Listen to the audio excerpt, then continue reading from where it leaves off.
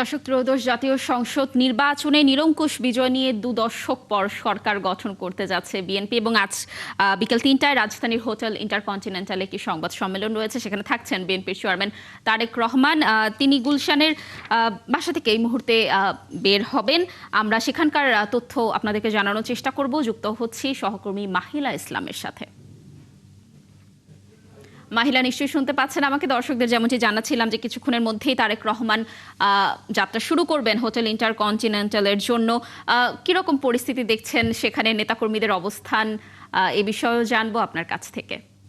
লাবণী, আপনাকে ধন্যবাদ। যেমনটি বলছিলেন, আর কিছুক্ষণের মধ্যেই যে এই তারেক রহমান গুলশান কার্যালয় থেকে বেরোবেন। এই আপনারা দেখতে পাচ্ছেন ইতিমধ্যেই সিএসএফ এবং আইন শৃঙ্খলা বাহিনীর যে প্রোটোকল বাহিনী রয়েছে তারেক রহমানের, তারা কিন্তু এখানে লাইন ধরে দাঁড়িয়েছেন। তারেক রহমানের বের হওয়ার মুহূর্তে ঠিক এরকমই ভাবে তারা দাঁড়ান। এবং কিছুক্ষণ আগে বিএনপির স্থায়ী কমিটির সদস্য সালাউদ্দিন আহমদ, তিনি কিন্তু এখানে ছিলেন। তিনি হোটেল ইন্টারকন্টিনেন্টালের উদ্দেশ্যে এই কিছুক্ষণ আগেই বেরোয় গেলেন এবং মাত্রই তার নির্বাচন কমিটির যে মুখপাত্র মাহদি আমিন, তিনিও কিন্তু এখন গাড়িতে উঠছেন এবং তিনিও এখন রওনা দিচ্ছেন। আর এক দুই মিনিটের মধ্যে বিএনপি চেয়ারম্যান তারেক রহমান এখান থেকে বেরোবেন, সেই প্রস্তুতি এখানে এখন করা হচ্ছে। এখান থেকে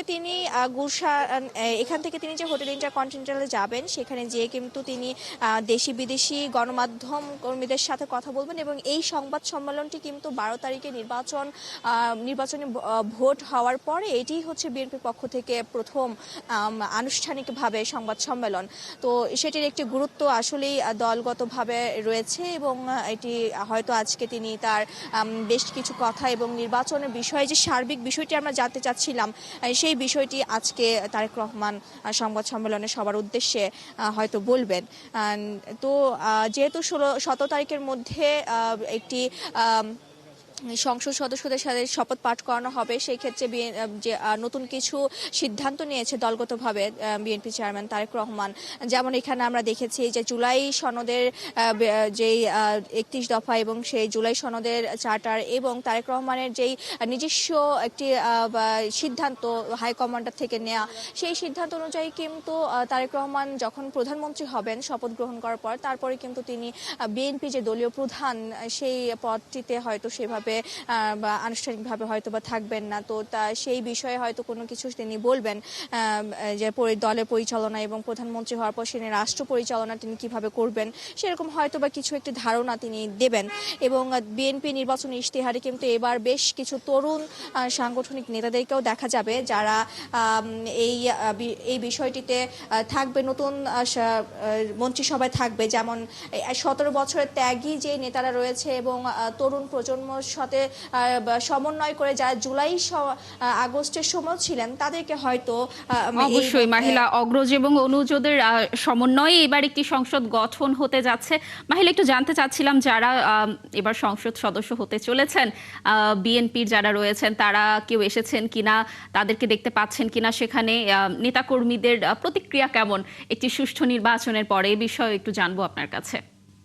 হ্যাঁ লাবণী, যেমনটি বলছিলেন, আমরা কিন্তু এখানে বিএনপির মন্ত্রিসভার পদে যে রয়েছেন সালাউদ্দিন আহমদ, যিনি দলের একটি গুরুত্বপূর্ণ পজিশনে রয়েছেন, স্থায়ী কমিটির সদস্য। সেই সাথে কিন্তু বিএনপির এই যে ঐকমত্য কমিশন বলেন বা সাংবিধানিক যে সিদ্ধান্তগুলো বলেন, সবকিছুতে একটি ভালো গুরুত্বপূর্ণ ভূমিকায় ছিলেন সেই সালাউদ্দিন আহমদ। ছিলেন এখানে ঘণ্টাখানেক, কিছুক্ষণ আগে তিনি বেরিয়ে গেছেন।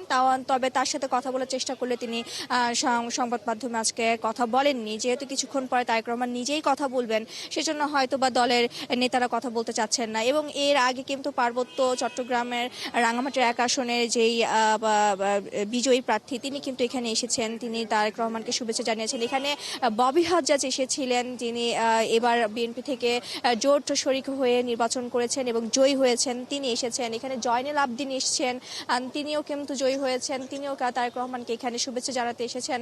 মোট কথা বলতে গেলে বেশ কয়েকটি আসনের বিজয়ী যে ধানের শীষের প্রার্থীরা যারা আগামী মন্ত্রিসভায় থাকবেন, নতুন মুখ এবং বিভিন্ন গুরুত্বপূর্ণ পদে থাকবেন, তারা কিন্তু এখানে এসেছেন এবং এখান থেকে কিন্তু তারা একজন একজন করে বেরিয়ে যাচ্ছেন হোটেল ইন্টারকন্টিনেন্টালের উদ্দেশ্যে। তবে আমরা যাদের সাথে কথা বলার চেষ্টা করেছি তারা আজকের এই মুহূর্তে তারা কথা বলতে রাজি হননি।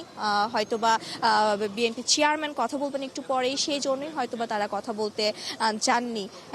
লাবণী, এটি হচ্ছে তাদের মধ্যে। এবং আমি যদি একটুখানি বলে রাখি, এবারের মন্ত্রিসভায় যাদের নাম আসলে শোনা যাচ্ছে সেখানে কিন্তু দলের অনেক গুরুত্বপূর্ণ একজন নেতা যিনি মির্জা ফখরুল ইসলাম আলমগীর, তাকে কিন্তু স্থানীয় সরকার মন্ত্রী হিসেবে হয়তোবা দেখা যেতে পারে।